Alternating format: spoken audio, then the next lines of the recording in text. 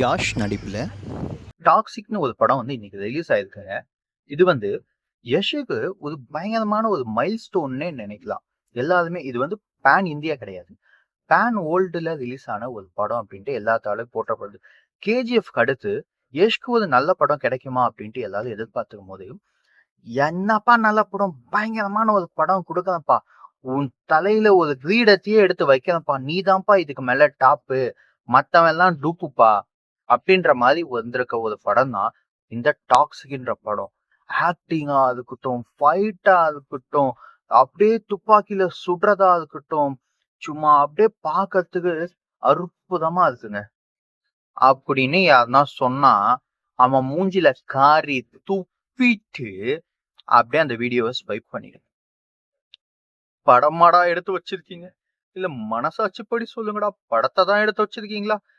சத்தியமா சொல்றேன்டா, எல்லாத்துக்கும் கதை என்னதான் சொல்ல வரீங்க அப்படின்னு ஒரு 10 நிமிஷத்துல புரியலாம். கதையை நான் சொல்றேன்.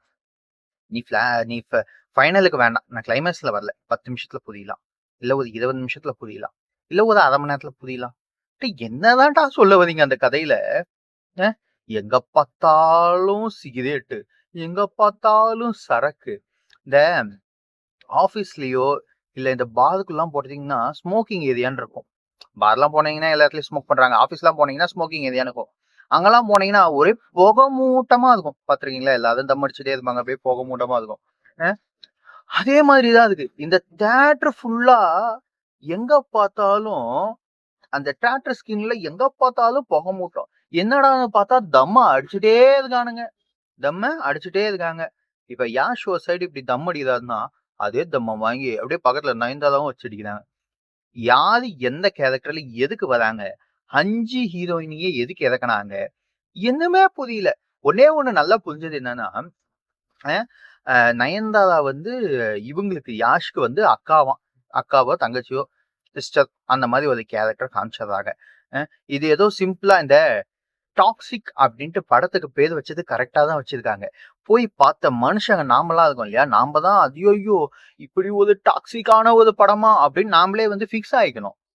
அப்படிதான் இருக்கு. உள்ள போய் உக்காந்து அந்த 2.5 மணி நேரத்துல இருந்து 3 மணி நேரத்துல ஓட்டிட்டு வெளியே வரத்துக்குள்ள ஐயோ ஒருத்தனும் பாதி பேர் தம் அடிக்க போயிட்டான், பாதி பேர் நடுவுலயே வந்து பாத்தீங்கன்னா ரெஸ்ட் ரூம் போறதும் பாப்கார்ன் வாங்க போறதும்.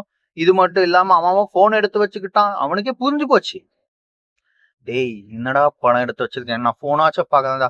ஒருத்தனும் 150, 200, 300 டிக்கெட் வாங்கலாம். அதுவும் கர்நாடகாலாம் 2000 வரைக்கும் டிக்கெட் போச்சான்.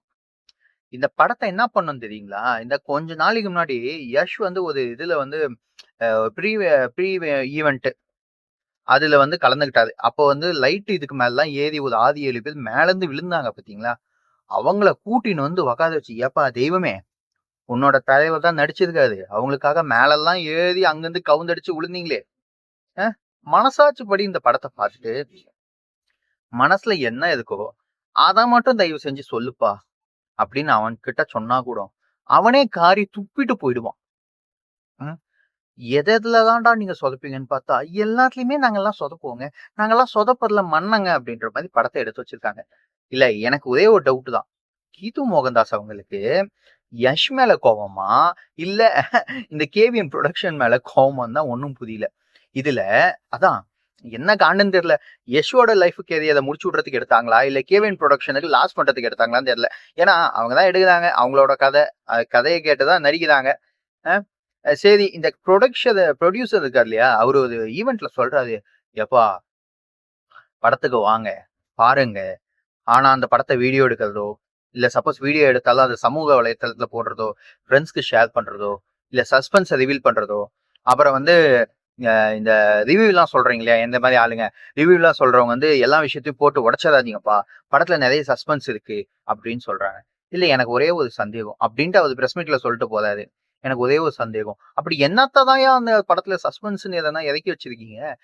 முதல்ல நீங்க படத்துக்கு எடுத்த பாத்தீங்களா? ஏன்னா ஒரு நார்மலா ஒரு படம் எடுக்கிறவங்க அப்படின்னா டேரக்டர் எப்படியும் 50ல இருந்து 100 தடவையாச்சும் அந்த படத்தை பார்த்துதான் ஆகணும். ஏன் அப்படின்னா ஒரு ஒரு இதையும் செக் பண்ணுவாங்க, டப்பிங் செக் பண்ணுவாங்க, விஎஃப்எக்ஸ் செக் பண்ணுவாங்க, மியூசிக் செக் பண்ணுவாங்க, எடிட்டிங் செக் பண்ணுவாங்க. ஏங்க 5 நிமிஷத்துக்கு, அதாவது 60 செகண்டுக்கு ரீல் எடுக்கிறத நாமளே அதை ஒரு 10 தடவை பார்க்கலாம். 2:30 மணி நேரத்துக்கு படம் எடுக்குறாங்க. அவங்கலாம் பார்க்க மாட்டாங்களா? கூடின்னு வந்து உட்கார வச்சு கேவின் புரொடக்ஷன் கிட்ட சொல்லி, "அப்பா நாங்க எடுத்த படத்த பாருப்பா" அப்படின்னு இருந்தா, "என்னம்மா எடுத்து வச்சிருக்கீங்க?" அப்படின்ட்டு அவரு அப்பயே காரி துப்பிட்டு போயிட்டு இருப்பாரு. அ இந்த அம்மா யாரும் இல்ல. நெறைய பேத்துக்கு தெரியல. தமிழ்ல கீது மோகன்தாஸ் நம்ம தமிழ்லயே ஒரு படம் நடிச்சிருக்காங்க. நலதமயந்தி அப்படின்ட்டு ஒரு படம். மாதவன் அவர்கள், சாக்லேட் பாய் இருக்கா இல்லையா? மாதவன் அவர்கள் அவர் கூட சேர்ந்து வந்து நடிச்சிருக்காங்க. எவனா போய் பாருங்க. அந்த அம்மாவே ஹீரோயினா நடிச்சிருக்காங்க. அந்த படத்துல தான் அவங்க ஆக்ட் பண்ணது. தமிழ்ல வந்த படம். அ என்ன கணக்குல படம் எடுக்கலாம்? அப்படின்லாம் இல்ல. எப்பா யஷ்ப்பா ஆல்ரெடி அது வந்து பெரிய பேருப்பா. கேஜிஎஃப் 1ன்னு வந்துச்சு, 2ன்னு வந்துச்சுப்பா. 2 படம் தான்ப்பா அவருக்கு ஹிட்டுப்பா. அதே பாடி லாங்குவேஜ், அதே துப்பாக்கி, அதே மாரி துப்பாக்கி எல்லாம் குடுத்துருக்காங்க போல. என்ன வுட்டா அந்த பெரியம்மா, கிரியம்மாவெல்லாம் இறக்குனாங்களான்னு தெரியல. இறக்கல. நார்மலா எல்லா இடத்துலயும் துப்பாக்கி டுப் டுப் டுப் டுப் டுப் டுப் டுப் டுப் டுப்பு டுப்பு டுப்பு டுப்பு. இதையே தான்டா பண்ணிட்டு இருக்கீங்க. படம் ஃபுல்லா டாக்ஸிக்ன்னு கரெக்ட்டா பேர வச்சிருக்கீங்க. படத்துல என்னதான்டா சொல்ல வர்றீங்கன்னா, அப்பாக்கும் மகனுக்கும் ஒரு கிளாஷ். அ அப்பா வந்து பழைய காலத்துல 1947 ஒருத்தங்க ஒட்டுமொத்த குப்பையும் தூக்கிட்டு வந்து இதுல சொருகிரலாம். இதுல போட்டு அடைச்சிரலாம். இவருக்கு என்னப்பா ஆல்ரெடி ஃபேன்ஸ் இருக்கு. எதையோ ஒண்ணு எடுத்து வைப்போம். ஏன்னா ஆல்ரெடி ஹிட் ஆயி போச்சுப்பா இவரோட படம். அ ஆல்ரெடி 1000 கோடி, 2000 கோடின்ட்டு நெறைய ஃபேமஸான ஒரு ஆளு. எதையோ ஒண்ணு எடுத்து வைப்போம். எதையோ ஒண்ணு கிண்டி வைப்போம். 4 படத்துல இருக்கிறதெல்லாம் சேர்த்து போட்டு கிண்டி வைப்போம். கிண்டுன கிண்டுல எதையோ ஒண்ணு கிடைக்கும். மக்கள் கொஞ்சம் பேர் பார்த்துருவாங்க. அப்படியே பல கோடி அதான் போட்ட காசு வந்துரும். நாமளும் ஏதோ ஒண்ணு சம்பாதிச்சோமா, செட்டில் ஆனோமான்னு இருந்துடலாம் அப்படின்னு நெனப்புல எடுத்து வச்சாங்களா? என்ன ஏதுன்னு தான் புரியல. கோட் படம், அப்புறம் டாக்ஸிக்கு பதிலா அந்த அது சிம்புவும் கமலஹாசனும் நடிச்சாங்களே அது என்ன டக் லைஃப். டி டி அது 2யும் மேட்ச் பண்ணிக்கோங்கப்பா. இது டாக்ஸிக்ன்னு பேர் வைக்கிறதுக்கு பதிலா டக் லைஃப்னே வச்சுக்கோங்கப்பா. ஐயோ!